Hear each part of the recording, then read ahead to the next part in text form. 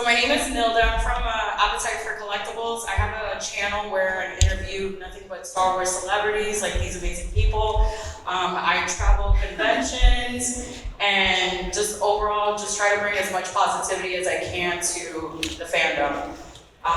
And today, I'm so anxious and have so much anxiety, but I'm happy to be able to interview the three of you guys, especially, I've already interviewed Warren, Pamm, we've been messaging back and forth, and I love creatures, and Rory I've known for 2 years.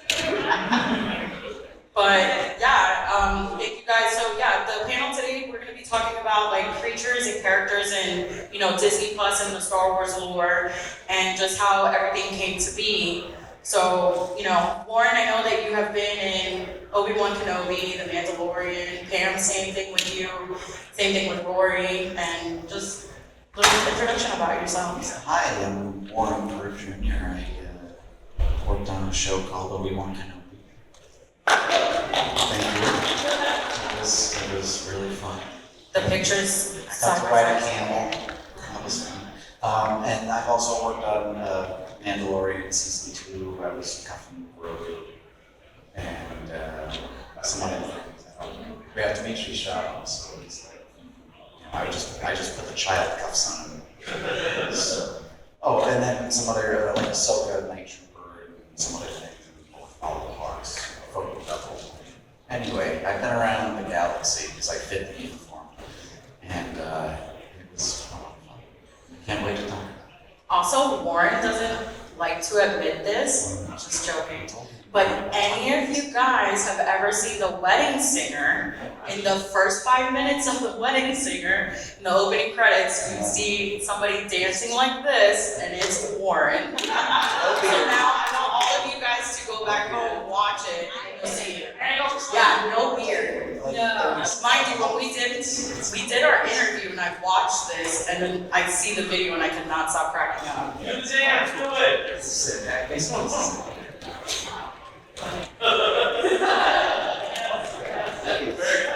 Thank you. That was. I cannot wait to rewatch that. That was actually supposed to be for Stand Right Ground. I don't know what I was dancing to, but that was the song. Yeah, they do that. They'll give you a song in the middle switch. And you're like, I'm gonna beat. Pamm. So hi, I'm Pamm Riddle. I've worked on all 3 seasons of Mandalorian, Boba Fett, Ahsoka, Skeleton Crew. Well, all the ones that were done in LA.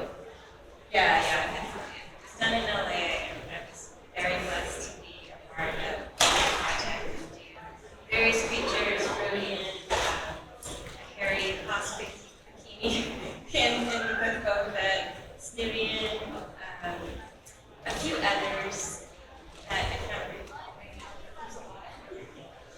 She has an extensive list, guys. I started that in 2018, so I'm just very grateful to have experience being in I like limited sight, limited, hearing.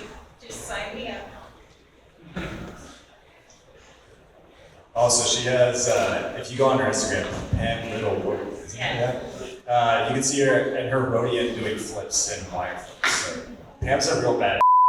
Oh no, yeah, because I got my own Rodian head because I've been bugging the makeup to get a Rodian hair for Amanda, and they never did it. So I was like, I'm gonna order my own. And so now I can switch out her wig. And I was taking Laura's class, and so I took my head and tried it out. And then that one, she has really long blonde hair, and it's just a lot of hair. So I've adjusted the hair. It's really cool. My name is Rory Ross. I am not as cool as these folks over here, but I got to be Book of Boba Fett as a Tusken Raider, and then was on Kenobi for all episodes. And actually was the first stormtrooper Ewan actually interacted with, because clearly it was clones that was in the prequels, CGI. But we did one of our first scenes. It was May the 4th. It was his daughter that was there, Dayu, and then it was Warren Morrison as the vet. And I got to be like, Uvana. So I'm sorry if I failed you, even though he was in his full-on Jedi clothes. I need some credits. clone that written. Yeah, that was really cool. Seeing some more of that was like, that was even, I mean, obviously it's Boba and Boba Fett too. And then I was the Mandalorian Covert Commander in Mando Season 3. I played a Nikto. Played a Nikto, I played a Trandoshan, I played also Leo and Kenobi and a bunch of other stuff. And yeah, so if you want to see my IMDb, you can, but these guys, he's the cool folks. See, and that's what I love. Like, you guys will each praise each other, and it's just a loved community amongst, you know, the collaborators. It's like, I know you. You're like that roadie. Or you're the whatever. I know you. I would walk by and like I saw Dimitri was over here, and I'm like, oh no, you're awesome. You're the guy that showroom. We are definitely a family. 100%. I'm like, I remember playing with these little dudes. I'm talking about the little action figures. Kenner. In fact, you know what? I brought some of my Kenner figures, my Obi-Wan and my Darth Vader. I brought it to the set where they shot where they were fighting. So I actually have my Kenners from '77 sitting on the set. The moon where they were fighting again. Yeah, I mean the whole thing, it all comes together. What were we talking about? Now, the fact that you guys were on Kenobi, was there any adversities that you guys had to deal with being on set or anything? The heat. That was intense. Like, Yeah, but did you go to Glamis? That was like 120 degrees. Oh my gosh. well, I mean, the scene when you discovered the path, and it was myself and one other stormtrooper. This guy, he like works at Disneyland. Disneyland is like notorious for the blacktop. You're getting all the heat, and you know he's doing all the motions or whatever. And it's me and him, and we're walking, and he could not handle the heat. It was 115 degrees. And at one point, I'm walking, and my butt plate fell off because the plastic was like molding or like, you know, kind of coming apart. They don't cut, so I'm like. It was the first I looked like a, you know, watching the Yes, you can say that. Star Wars. yeah. That's not true. Wait, do they have ass doubles in Star Wars? Well, they should now. We know one. It's right here. I'm available. That's true. Yeah. No, don't say yes anymore, please. Now, I know a lot of people usually always ask, like, how did you guys start into your careers? What were the initial steps you guys had to take to be able to create your characters? Well, Central was doing the casting at the time for Mandalorian. So I didn't know it at the time that they had put posts for certain heights in this book above me or below me. And I was like, I feel like they were like, can I be claustrophobic?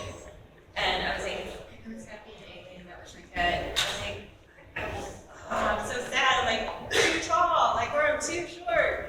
And then they finally put out a casting that was within my height range, and I applied, and they sent in a bell check, and the code name for my creature was Snoutface. And so I thought, like, oh my god, like, is it gonna be a pig? Or, you know, like, I started, like, you know, just to be prepared for the fitting, like, what kind of, Really get into character. you know, just so I could be prepared and, like, you know, have, like, good movements and stuff, and then be fitted as Legacy. Like, I'm like, And then I go in and I meet Dawn and Tamara, and they were like, did they tell you what the show is going to be? And I was like, no.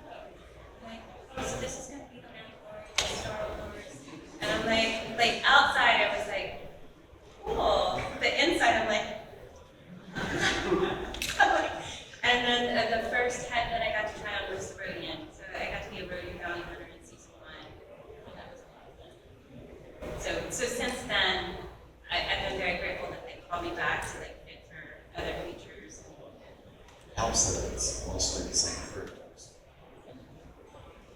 Everyone's pretty much working on the same thing. Yeah, but And she was great. well, no, but sometimes people will come and they'll fit for the creatures and they'll do it in the fitting and they're fine. But when you get on set and you're like, it's really hot and the elements and you're in the they don't think that they're claustrophobic, but they do have those moments. So it's good that they keep calling people that are okay with being in the head for long periods of time and in the heat. Like I love it. Like personally. That's actually true. Yeah.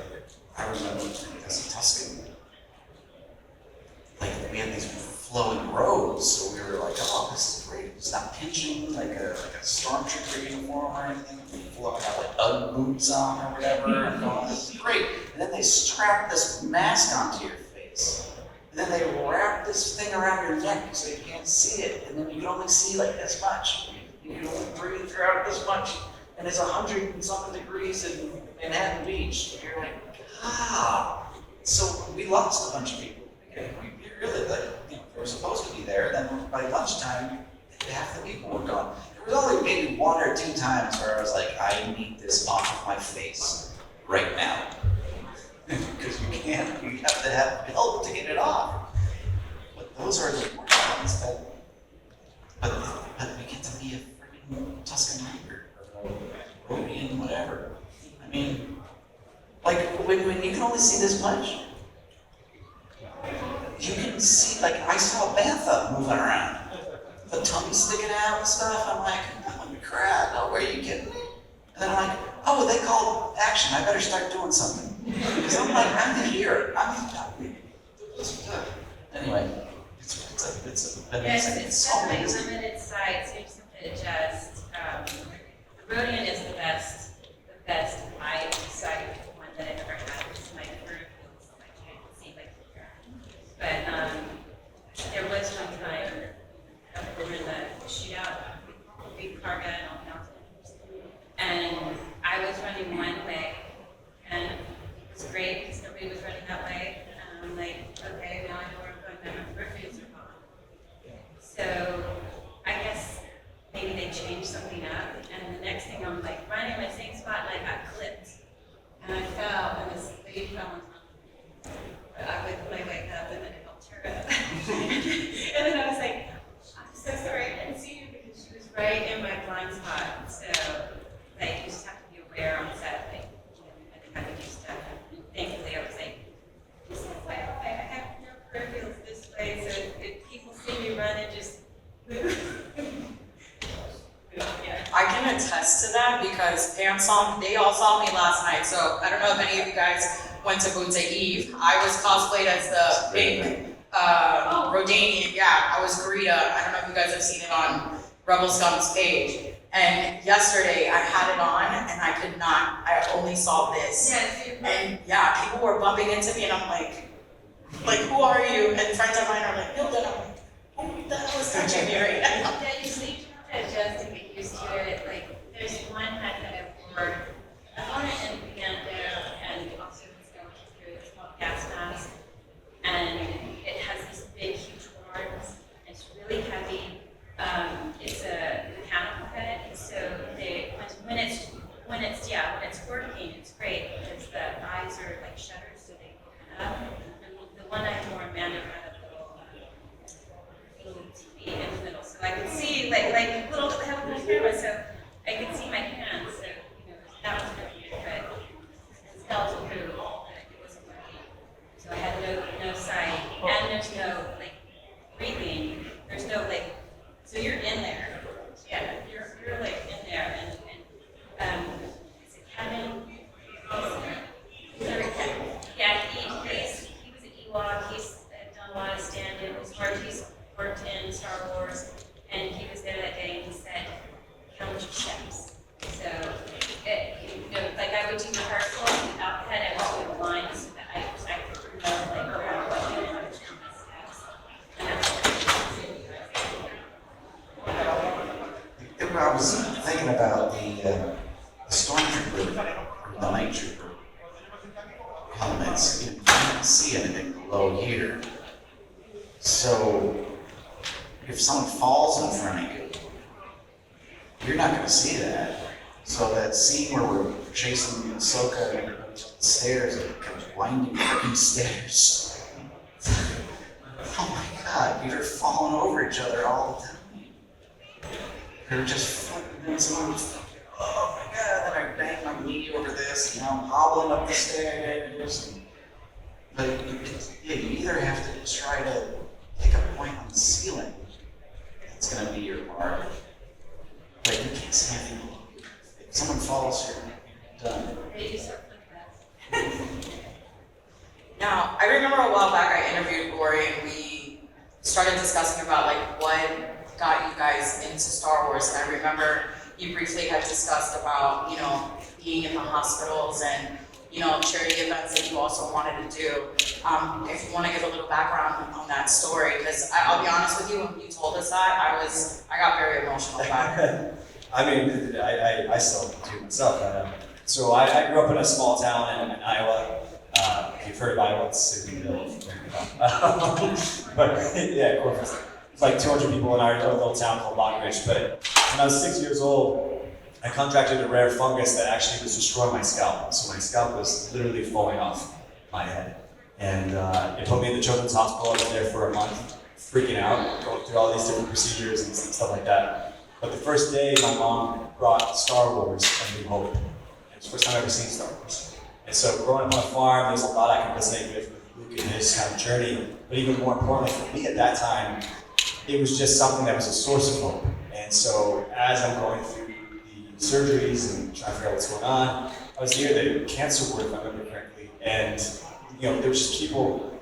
I was in the infectious disease ward, but we were like in the same wing or whatever. And I just remember there was kids that was potentially it for them. And so for me, it was a very traumatic time, and so I just continued to watch Star Wars A New Hope, and you know, it's just crazy to have this kind of full journey to find myself in the world of Star Wars. And then the first day I was on Star Wars was actually on Tatooine, and I was a Tusken Raider, and I bawled my eyes out. I was like, yeah, underneath the mask that I couldn't breathe in. It was just like, Yeah, the COVID mask. yeah. Oh, yeah. Oh my gosh, yeah. Yeah, it was just a very surreal moment. And so what's great for me is that now when I'm doing the conventions and stuff like that, 5% of everything I make sure it goes back to that same hospital. And so you know, it's just a way to get back to the foundings. I mean, that's what Mandalorian is all about, for the foundings. Pam, how did you get into Star Wars? I mean, I grew up watching, you know, Star Wars and loving sci-fi, and I had never like imagined even being able to be in a Star Wars project. So never gonna take it. But I always, you know, launched and then, you know, so grateful, you know, to be in the galaxy. Warren, what got you into Star Wars? Well, I mean, if we're talking about way back when, I don't think anybody, maybe a couple of people were here ago. Okay, that guy probably don't. But, you know, the original trilogy was amazing, and then the prequels came out. And I'm not being biased, but I've come to appreciate them. And then I've kind of lost touch with Star Wars roots. And then Mandalorian came out, and I watched the first couple episodes of Mandalorian, and I'm like, that is the Star Wars that I remember. And so when that came out, I was getting excited about it. And I did work on the first season. And the second season, I went to a fitting, and I fit the costume perfectly, because I was perfectly adequate for a stormtrooper. And there were people there that was like arms here and stuff. He's like, sorry, you can't fit in the uniform, so you can't be in Star Wars. But oh no, I know.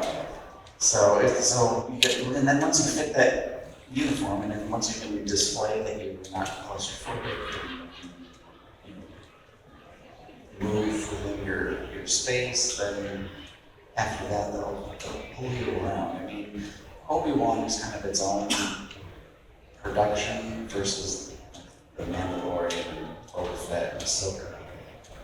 It's kind of its own little limited series. But anyone working on that, there was a lot of overlap. Like I didn't work on, it's like, oh, listen, really, I was working on Ahsoka and I passed all of them, you know, like as they had a break or something, and crafty or something. I'm like, hey, I'm going home, see ya. You know, so I didn't get to work on skills. But I mean, everybody's just around. You get to know people. Now, what would you guys say is your favorite characters that you guys portrayed? I know between the two of you guys, it's a lot.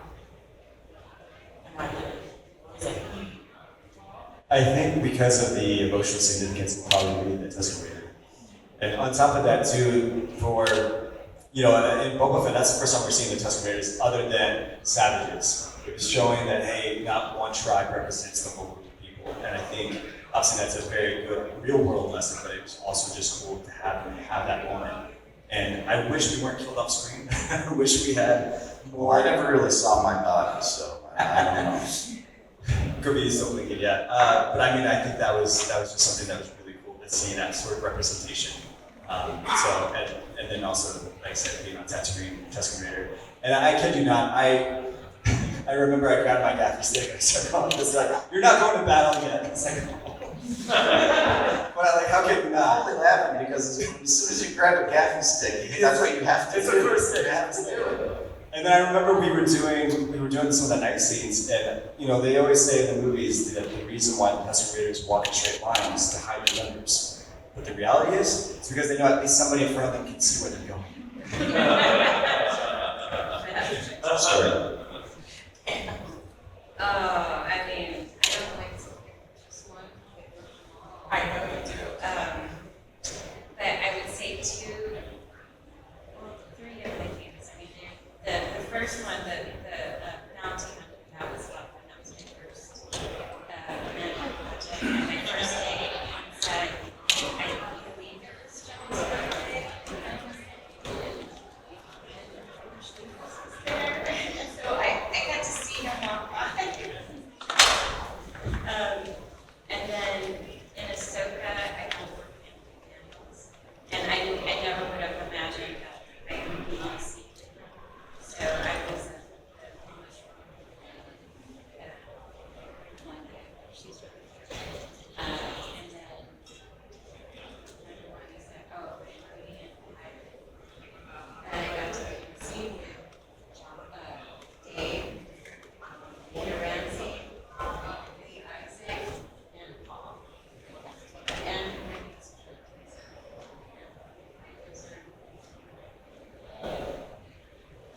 I had to choose. Warren, I feel like you're gonna just pick Obi-Wan. My favorite was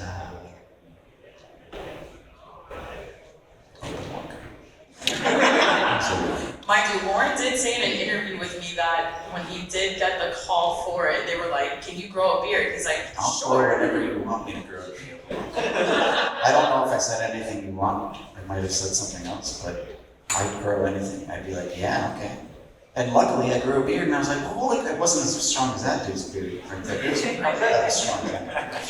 And that's strong. But yeah, when it finally came in, I mean, the only thing they had to do was paint it a little bit, because his was kind of flecky gray instead of this two-tone gray, Scottish gray.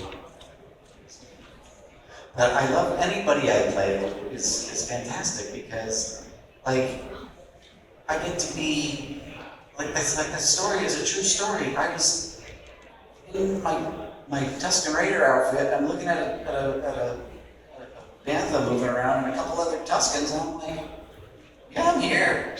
There's sand. I mean, there I am. And so you forget, especially like on the volume. The volume is this thing. It's like a friggin' place. I say friggin'. I just did. Excuse me. Earmuffs. So this friggin' place. It's like I know that the ceiling is no higher than this. but I'm looking at like a 100-story building on dying. And it's like, you're actually there, it's real. Every once in a while, you're really there. I was sitting in Obi's cave, I'm just chilling. We had a balcony in the series, and I'm just hanging out there, looking out over there. And I completely forgot, I turn around, and there's a Jawa standing there with blue eyes. Don't know whether it was her daughter, Ariel. Yeah, so I completely forgot to turn around, I'm like, oh my God, there's a freaking Jawa in front of me. Yeah, and it was Ariel. That's the real one, but she did.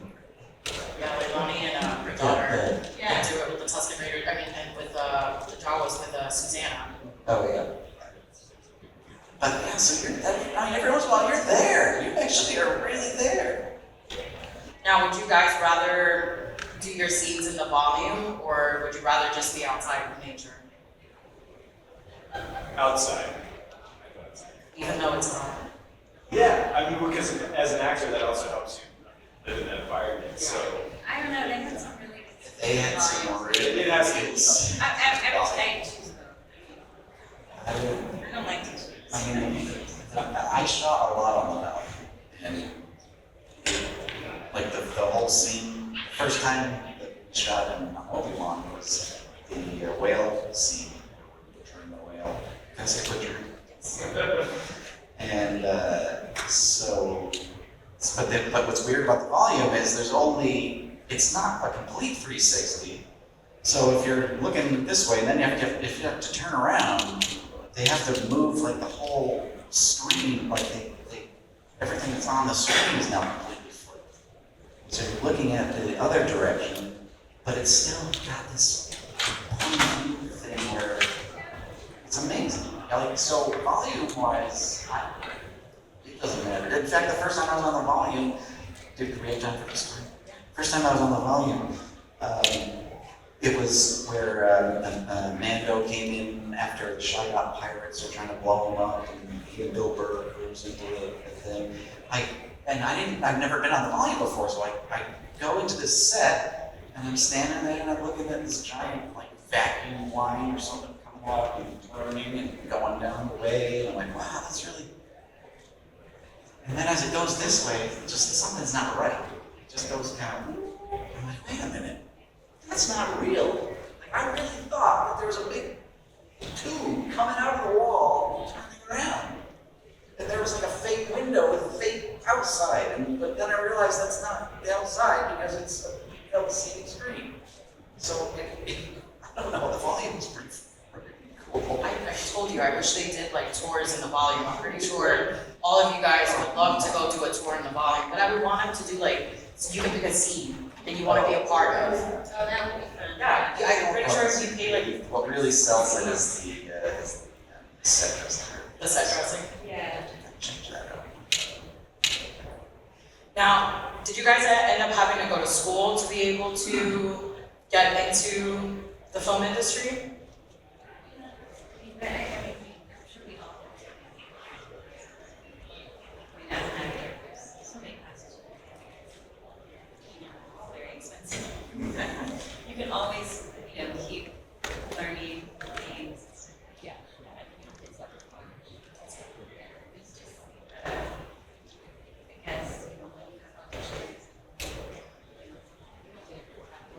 get an agent, people. I would say this though, for anybody that's interested in acting or anything like that, you guys have the best thing you can utilize right now. That's your phone in your pocket. Like iPhone 16 right now, it's like you can shoot 4K, you can do the whole 9 yards. Sound is really great. Case in point, not a shameless plug, but the Mandalorian Civil War fan film is all shot on iPhone. And so, it's amazing the quality you can do, but honestly too, just getting with people that are like-minded, that want to create stuff, you can totally do your own thing. You don't have to wait for somebody to say, hey, you're an actor, you're a director, you're a writer. You can go ahead and choose to do that right now if you'd like. Go out there, find your people, and decide to make something. There's nobody that needs to give you permission. You can do that yourself. Oh, right. It's like if you're a writer, you write. It doesn't matter if you want to be a writer, write stuff. If you want to create something, create it. Do it. Yeah. So that's all they're limited yourself, is just whether or not you do it or not. So go ahead, get out there and stay in school. And You guys are all in costume now, so like, Laura, in costume, Do any of you guys have questions out here for them? I'll say, for being Rory, it translates well to cosplaying and walking onto a movie set and portraying a character. It does translate. We work with Rory and Pamm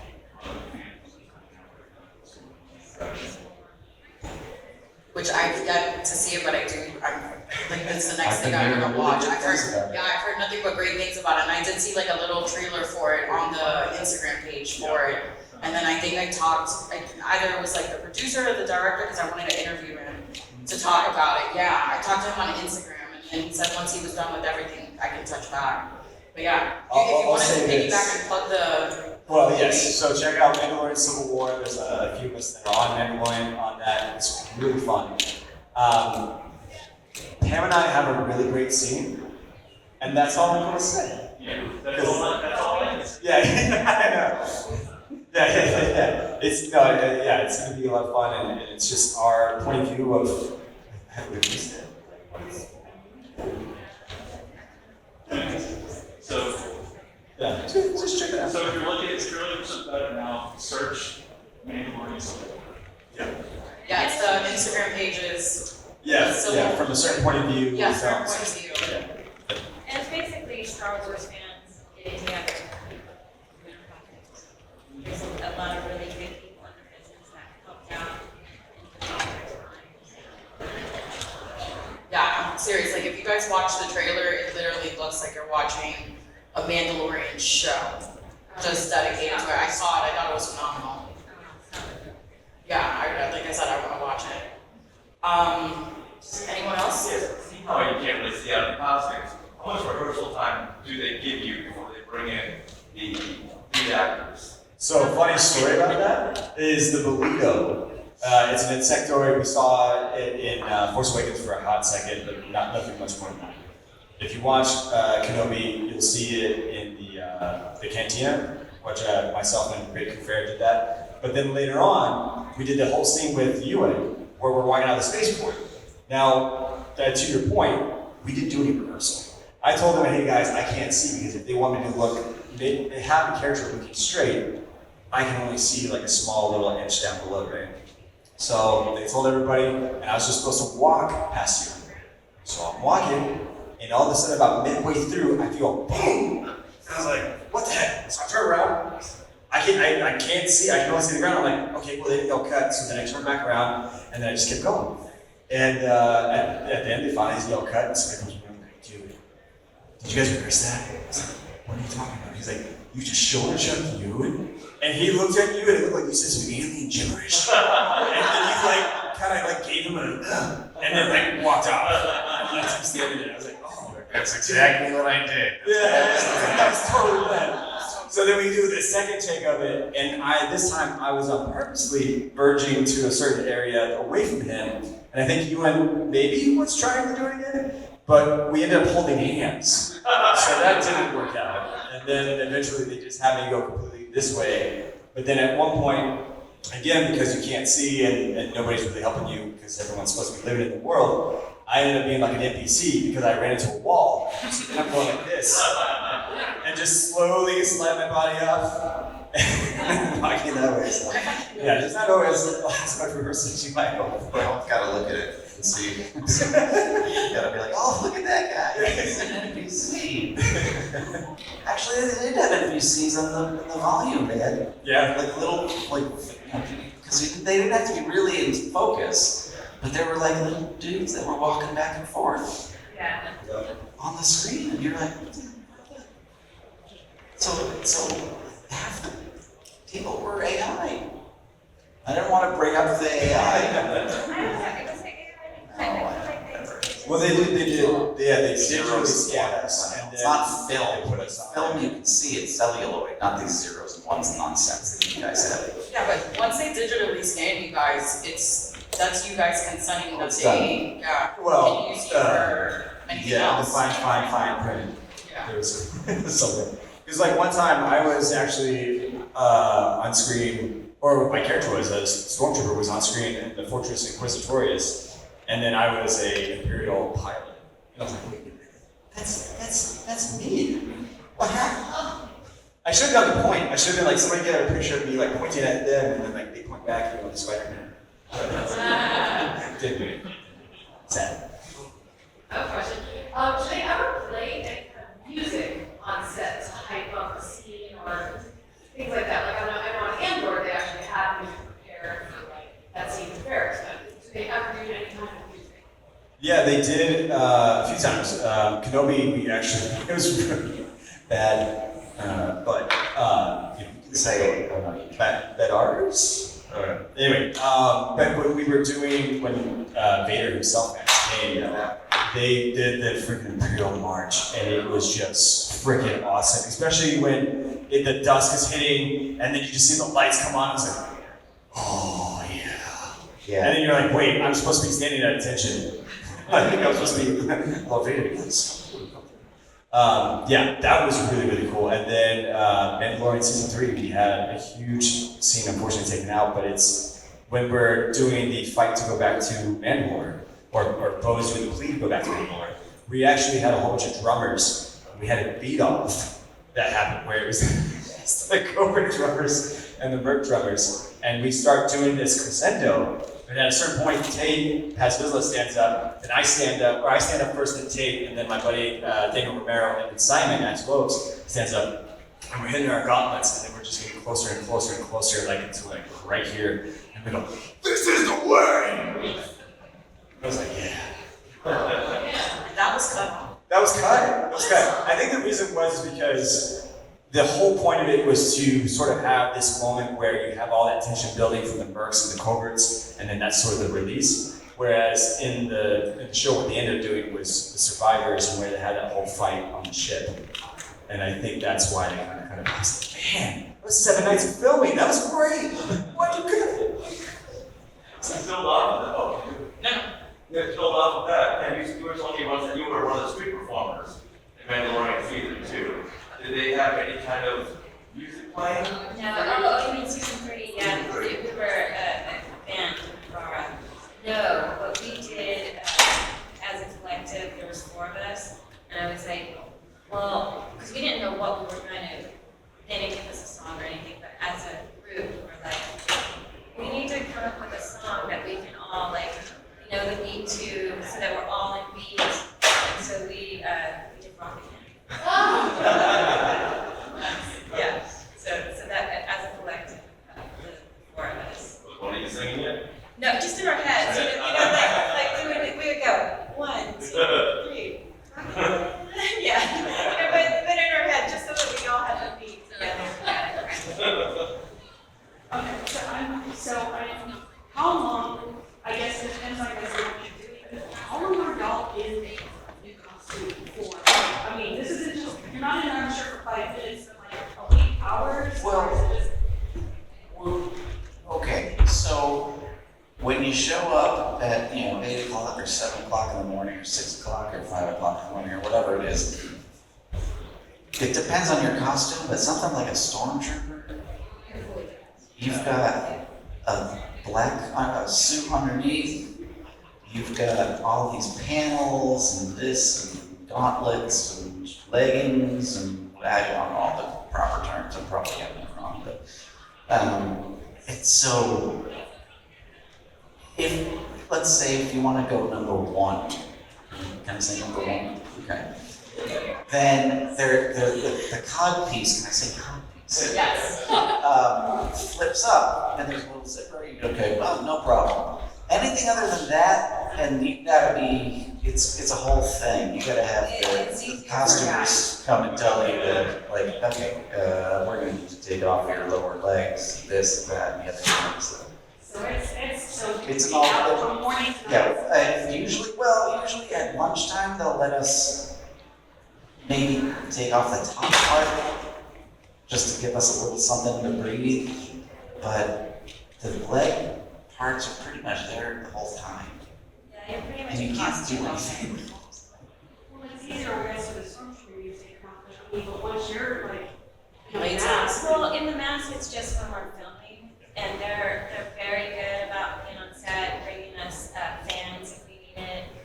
If it's like more than a 10-minute break, they'll come around and say, "Do you want to take your hat off?" For me, like a lot of times I have a lot of costume, and just to help everybody out, I just choose not to. I'm like, if it's 10 minutes, I'm good.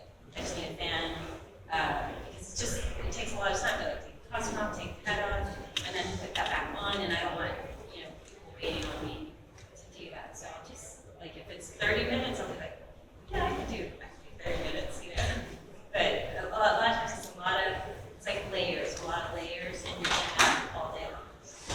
But like, for us that do creatures, it's like, not in your head all day. Very good about it. Well, as it gets foggy as you know, with the helmets or in the mask, so like they'll let you finally like take it off like as you're getting ready for another shot or something. So Oh my god, that is the worst when it fogs up. Because you're like in the beginning of the scene you can see, and all of a sudden you're like, I can't see anything. But I do have a good defogger if anybody wants. I tried it out. Because I got my own Meridian head, and I got it right before the strikes. So I was like, it's the strikes, I'll wear my Meridian head, I'll strike. And I used it as a conditioning. So I did a earth friendly, food friendly, so make sure it's like not and it lasted me for 3 hours. So no fog in my head. Sure. I don't have one. I don't have one, I'm just like passing on the information. I'll say last night, like being outside, wearing that, I started fogging up inside. And eventually, like when we got to the part of like where the karaoke stage was, Oh yeah, the lights? yeah, I remember Mark from Virtual Cantina, he found me and I was like, who are you? And he was like, it's Mark. And I'm like, I can't freaking see. Yeah, that's how it happened to me in the Meridian on set, where like, if the light hits you, even though it's not foggy, it's like looking at the sun, you can't see anything. Yeah. Yeah, so, Especially if it's a night shoot. And then like Low one of the visibility, more fall clocks. The first time it was fine, but the second time the lens is fogged up and it's dark outside, but then they've got the light on, but the light's on you. So I just was making sure that I didn't, I had one guy on either side of me, so I had to make sure that I just was walking at least kind of straight. But I couldn't see where I was going. I could have walked right into the camera for all I knew because you just, especially the light on it. I have a good fog that I carry now, so. So is there any last person?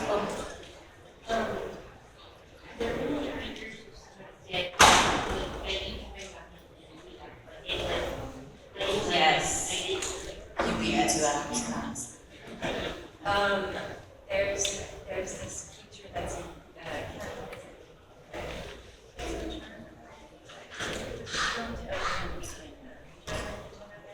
think there's a Cantonite, that scene.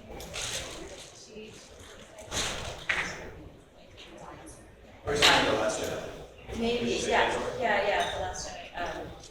I would love to see Like half dinosaur, half like. I'll show you. She reminds me, like, she has like a little, she's amazing. I don't know what creature that is or if it has a name. We'll look it up. Yeah. Rory. Yeah, there was in Kenobi, it's when we're all lined up. I think it's the night. It's one of the Inquisitors. The concubine is walking. There's this massive, like almost mammoth sort of thing. And I know the guy was a bit taller than me. I'm not quite 6 feet, so I probably wouldn't fit in it. But it just looked really cool, and it's like those kind of stilts and that kind of stuff. Trandoshan was one because Bosk, but then Mando against him. Then I died so quick. I would like to be a droid too. Yes. Warren. Is there a character that you would like to play? You know what? One Once you're Obi-Wan Kenobi. It's all downhill from there. I don't know. Maybe BB-8, I don't know. Now, I know we're gonna be wrapping things up in just a few, but is there any upcoming projects that you guys are gonna be doing that you're able to disclose? That you can talk about? Nothing yet, but I am going to do, it's kind of like Monster Blues, so it's like a con, kind of like next midsummer spring. I'm going to do a demo, so I don't know what I'm going to be yet, but this makeup artist, Christina Corno, is going to do, that's a week from today, Long Beach.